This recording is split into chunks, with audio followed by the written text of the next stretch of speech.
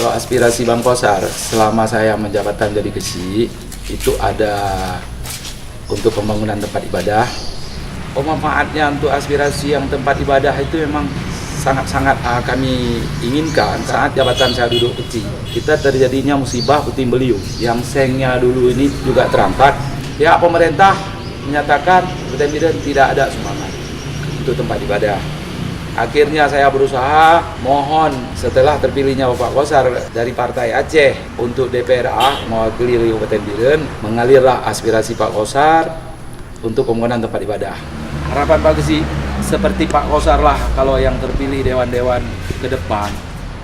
Jiwa-jiwa seperti Pak Kosar lah yang kita harapkan. Kita doakan beliau naik ke DPR RI, perhatikanlah terutama Aceh keseluruhan. Karena saya lihat memang jiwa Pak Kosar lah untuk yang membangun Aceh.